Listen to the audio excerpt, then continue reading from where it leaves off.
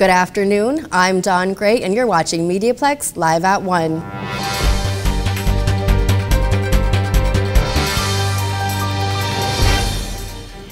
In today's breaking news, one of the largest shootings in modern U.S. history took place last night in Las Vegas.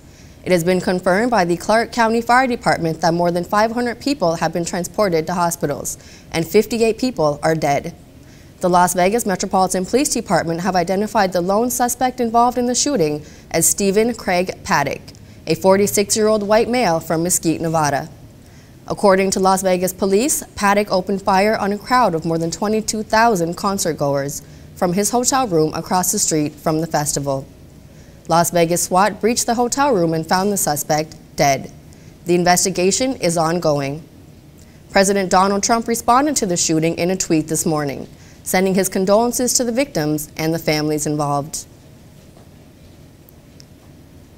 Windsor's annual Take Back the Night recognized the necessity for anti-violence work and celebrated the feminist feats that have been made. Alex Ristoff has the story. End the silence, stop the violence was one of the chants hollered down Olette Avenue on Saturday night. The rally and march was loud, proud, and unapologetic. Take Back the Night dates back to the 70s during the second wave of the women's movement in North America. This year's theme was We're Still Here, which commented on the history as well as the frustration of still having to fight against gendered violence. Emily Rosser, member of the Take Back the Night organizing committee, says it's important to hold this event and to ensure that it's inclusive. Basically, the idea is women fighting violence and taking up space in public and saying no to misogyny, sexism, all the forces that keep us down. Traditionally, it's been a very women-focused event, and so sometimes men have not been invited to participate. Ours, we're inviting all allies to be part of this event. Approximately 100 people, mostly women, filled the lawn in front of the Windsor Aquatics and Training Center just before sundown to show their solidarity and support. It was a diverse crowd filled with feminists from all ages, nationalities, genders, and walks of life. I think that it's really important because it's such an amazing bond for all of the women in the community to come together and stand up for such an important cause as a sisterhood, and I think that it's really important for our voices to be heard in Windsor.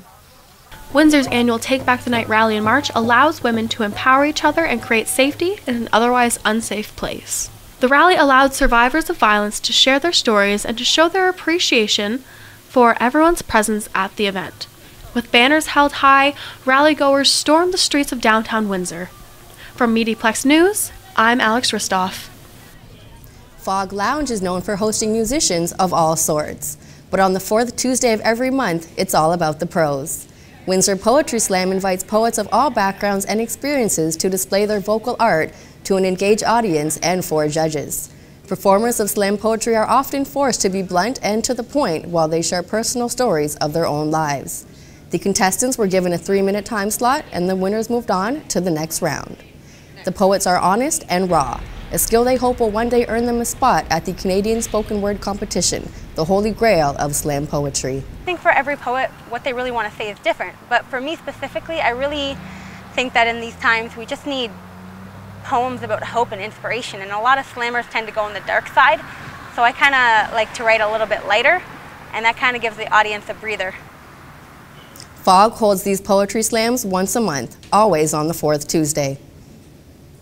A violent crime spree carried out by an Edmonton man is being investigated as a possible act of terrorism.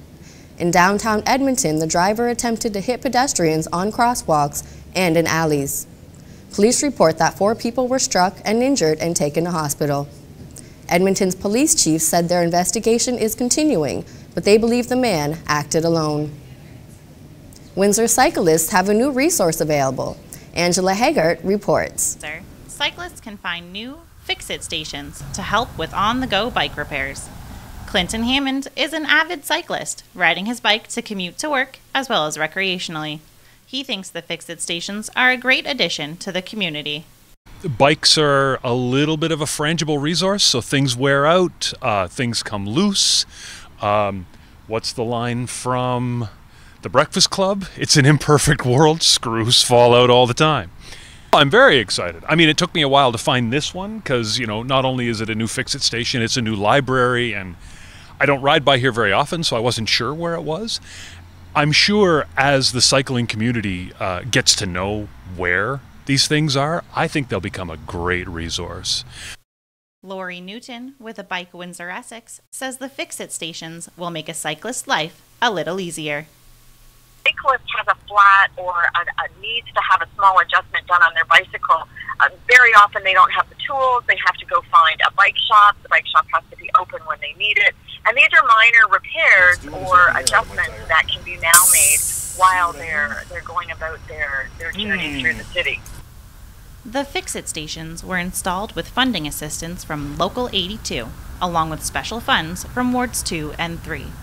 For MediaPlex News, I'm Angelica Haggart. Hi, I'm Dawn Gray, joined by Jeff and Lauren from Moggy Cat Rescue. They recently went to Texas to rescue some animals after Hurricane Harvey. Thanks for joining me today, you guys. Yeah. So first, Jeff, tell me, how was the trip down to Texas and back? You know, going down there was obviously okay. We did not know what to expect on the way back. We didn't know if we were going to do a hotel pet-friendly thing, but it ended up, we stayed in the vans with them both nights. It took 2 nights to get home.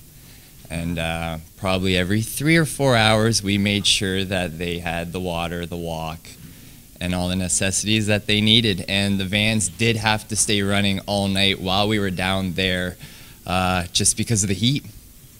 So we had to make sure that even the vans were okay. Wow. So what exactly did you guys go down there expecting to find, and what did you find when you got there? Well, we had reached out to a dog and cat rescue down there who had over 150 animals before the hurricane hit. So she was hit quite hard, and there's been quite a few rescues that have gone down and helped her. So we were able to take 15 dogs and 7 cats from her rescue and transport them all back to Canada. So that is so great. So now that these animals are residents of Windsor, how can people get out there and adopt them if they want to? So 8 of the dogs went to the Windsor Essex Humane Society. 3 went to London. Tex here was in a last-minute addition. As you can see, he's injured. He's got a broken leg. Yeah, he's adopted. But we took him out of the back of a man's pickup truck. He was actually dropped off at the rescue while we were there. So he's adopted, and then the 7 cats that we brought back are all with Moggy Cat Rescue, and they'll be up for adoption in about another week. Okay. Nice. And one last trip for you, Jeff, about the trip. What was your most memorable moment going down there and coming back, would you say? I think the most memorable is this text. I think if we were just even 15 minutes off, we wouldn't have been able to grab another pet to bring home. And I think just staying in the vehicles with all the dogs and cats, I think, is something that you don't do very often. And one more question for you, Lauren. Would you do it again? Absolutely. It was a very rewarding trip. It all went quite well in the end, and we did a great thing seeing the animals, the videos of them in the foster homes, and knowing that they'll all get great homes. Some of them had been in the rescue for a couple years because the area she's at is very poor, so there aren't a lot of adoptions there, is why she had so many animals. So to be able to bring these animals back and get them adopted is just huge. So absolutely, we would do something like this again. With the response. Perfect. And the volunteer work. Yeah. I think maybe it would be possible. Yeah, absolutely. Well, thank you guys so much on behalf of Windsor and the pets. Jeff, Lauren, Moggy Cat Rescue, thanks for joining us, and thank you again for all of us. This is Dawn Gray, back to you. In today's weather, we are looking at mainly sunny skies and a high of 26. Tomorrow will continue with warmer temperatures and a high of 26. Wednesday poses a risk of thunderstorms and a high of 24. Thursday will be mainly cloudy, also with a high of 24. Grab your umbrellas for the weekend with a chance of showers Friday through Sunday. Thanks for tuning in. I'm Dawn Gray, and you've been watching MediaPlex Live at 1.